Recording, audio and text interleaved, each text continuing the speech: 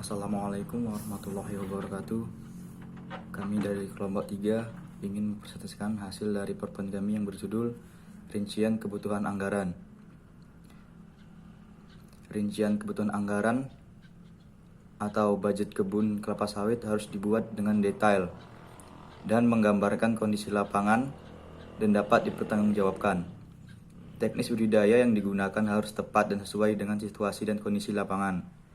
Jenis teknik yang digunakan berubah dalam masa budget diperuntukkan tentunya akan menjadikan budget tidak relevan. Budget tidak relevan lagi. Jadi tujuan budget sebagai acuan atau guideline pelaksanaan lapangan tidak tercapai. 1. Tujuan anggaran. Tujuan dibuat anggaran sebagai rencana strategi dan tujuan perusahaan perkebunan kelapa sawit secara garis besar atau guideline. Oleh karena itu, anggaran dijadikan acuan dalam bekerja.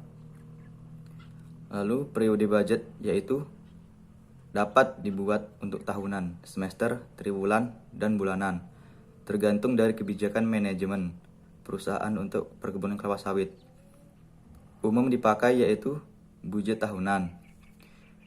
Budget juga sebagai tolak ukur dalam menilai efisiensi dan efektivitas pekerjaan dinilai dari sisi biaya. Budget sebagai rencana keuangan dijadikan perusahaan sebagai acuan dalam penyediaan dana operasional, sehingga aktivitas perusahaan dapat berjalan sebagaimana mestinya. Budget sebagai dasar tolak ukur atau Key Performance Index atau KPI untuk penilaian bagi karyawan. Baiklah, akan dilanjutkan oleh rekan saya, Saudara Jeffrey. Baik, saya akan melanjutkan pemaparan materi dari Saudara Willy Perdana Agustin. Baik, langsung saja. Yang kedua, kesalahan dalam penyusunan anggaran. Ada beberapa kesalahan dalam penyusunan anggaran, antara lain sebagai berikut.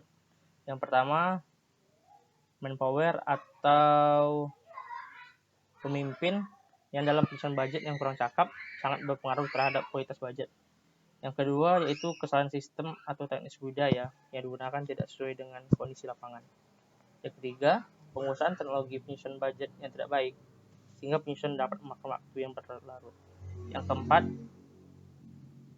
inventarisasi lapangan yang ala kadarnya atau hanya disusun di atas meja akan menjadikan kualitas budget yang tidak baik.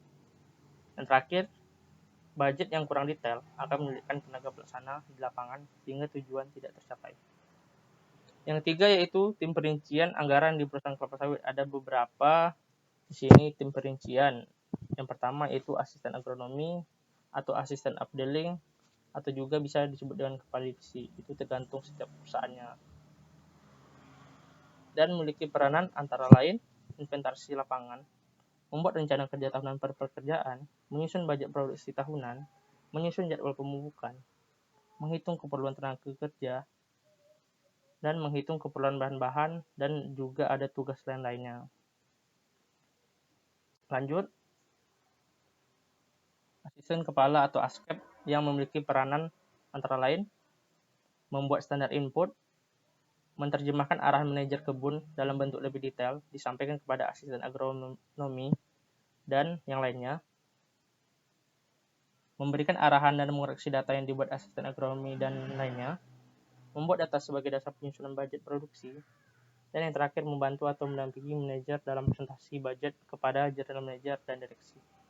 Baik, selanjutnya akan dijelaskan oleh Saudara Arya Rinaldi. Baik, jadi di sini saya akan melanjutkan presentasi dari rekan saya mengenai perincian anggaran perkebunan kelapa sawit. Baik, langsung saja. Selanjutnya yaitu manajer kebun, yang mana kita ketahui bahwasannya manajer kebun memiliki peran yang sangat penting dalam perincian anggaran perkebunan kelapa sawit. Ada saja peran-perannya. Yang pertama yaitu memberikan arahan kepada semua tim tentang rencana kebun ke depan. Yang kedua yaitu mengoreksi dan menyetujui semua rencana dan data yang dibuat oleh tim penyusun budget. Yang ketiga yaitu menyampaikan, memaparkan, mempresentasikan, dan mempertanggungjawabkan budget kebun kepada manajemen, general manager, dan juga direksi yang nantinya akan dibantu oleh asisten kepala, dan juga kepala tata usaha.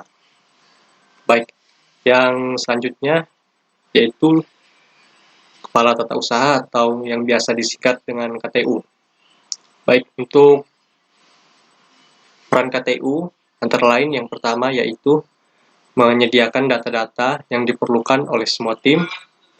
Yang kedua, bertanggung jawab mengumpulkan semua data. Yang ketiga, mengolah semua data dan menyusun menjadi budget tahunan. Yang terakhir yaitu menyusun budget biaya tak langsung. Baik, mungkin ini saja yang dapat kami sampaikan. Apabila ada salah kata dalam penyampaian, mohon dimaafkan. Saya akhiri. Wassalamualaikum warahmatullahi wabarakatuh. Selamat pagi.